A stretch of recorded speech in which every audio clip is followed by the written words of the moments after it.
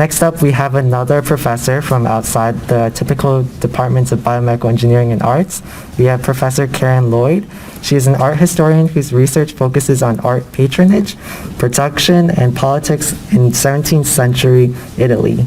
She is an assistant professor in the Department of Art, and in addition to courses in her field, she teaches an introductory level course called Art and Medicine. She's the co-editor of a volume of essays on the work of Baroque sculptor Gian Lorenzo Bernini, and she's the author of a forthcoming book, Art, Patronage, and Nepotism in Early Modern Rome. Karen will be presenting Making Sense of Skin in an Early Modern Collection of Curiosities.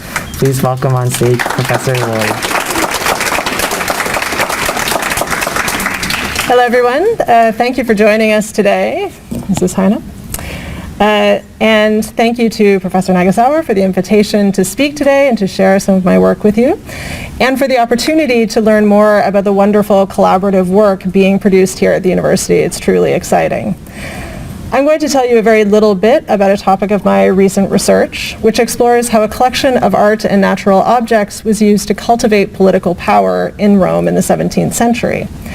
This is fundamentally a missing persons story, one that can only be understood by bringing together the histories of art and science, that is, through STEAM. In the late 17th century, a charming garden villa in Rome, which we see from above here, was home to a museum which displayed two surprising items: the flayed skin of a Turk and the nose, mouth, and mustache of a Turk.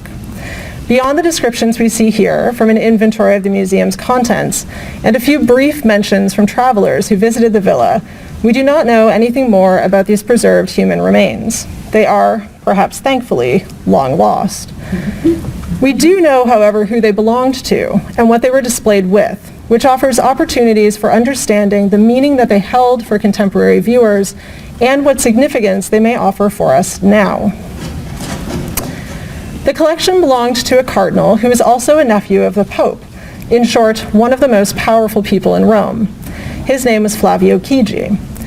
Over many decades, he put together a museum of natural curiosities, exotica, and antiques. He bought things like a stuffed crocodile, an elephant tusk, and a hammock, novelties in 17th century Rome. Historians might call his collection a Wunderkammer, a collection of wonders. It looked similar to what you see on the right, which is Ferdinando Cospi's museum in Bologna. Although the museum is gone, we can see some of the pieces from it in this portrait of a man who served as a curator for Chigi's collection. There are Egyptian, Greek, and Roman sculptures, some in fragments, and most of them small or strange in some way, including the exuberant Priapus in Simonelli's hands. There are natural rarities like unusual stones, and artistic transformations like corals that have become spoon handles and a coconut turned into a cup. So what did human skin mean in such a context? Historians have, again unsurprisingly, said very little about the skins. They've been dismissed as macabre trophies. Catholic forces were constantly engaged in military conflicts with Ottoman Turks throughout the 17th century. It was not unusual for collections to include items seized from those conflicts as spoils of war. Cospi's museum, for example, had a whole display made of seized Turkish weapons. Chigi had many objects, like knives, swords, and guns, which were said to have been taken from Turkish enemies. The facial features would have recalled representations of Ottoman soldiers, shown with wide mustaches that written sources said they grew to make themselves look fierce. It is clear that the skins held brutal political and religious significance. But Chigi's collection was, frankly, weirder than that. Its contents were consciously odd, and through their display with other intriguing objects, took on multifaceted meanings.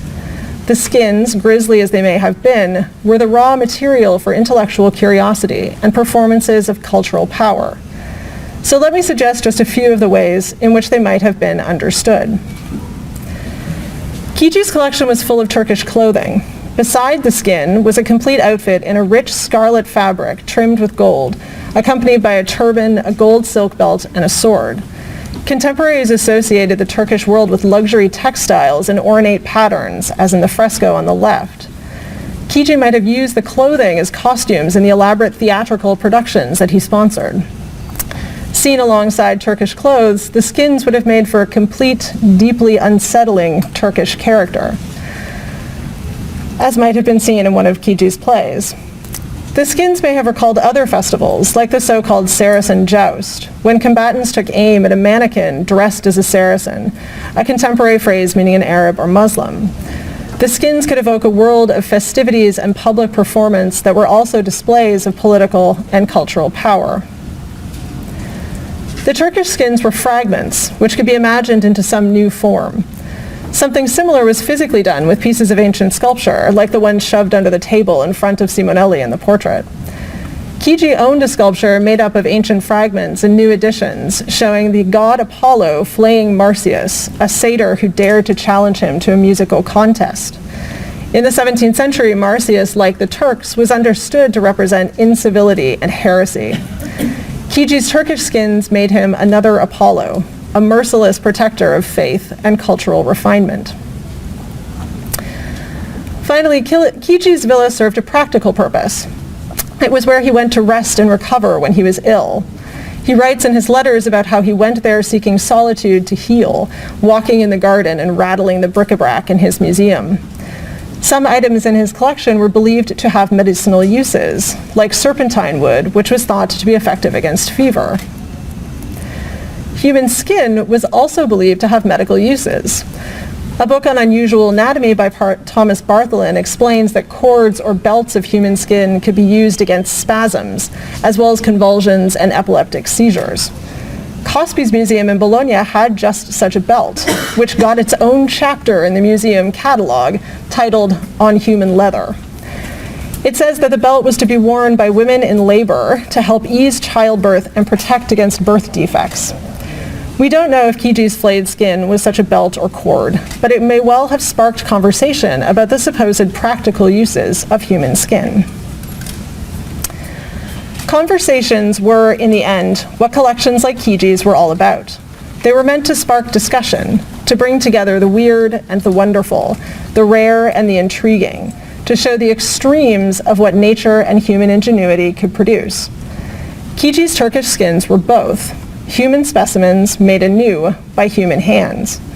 They were meant to make connections across different domains of knowledge and experience, harnessing horror to produce wonder. While Kiji's skins were unique in Roman collections, he was not the only individual or institution to own human skin. There were other preserved skins, mostly in anatomical collections elsewhere in Europe. The displayed remains almost all have something in common. They came from racial others. They are described as Moors, as black men. Like Kiji's Turkish skins, human remains could be turned into objects when they were perceived as already less than human. Kiji's museum created a space for intellectual speculation and exchange. The collection it housed was, however, shaped by social and political structures of belonging and unbelonging, of assumptions about what and who was valuable and what was not. Kiji's Turkish skins take us to the heart of why STEAM is important. They are a reminder of the inequalities inherent in the material history of curiosity and of the need to critically examine the circumstances of the production of knowledge. Thank you.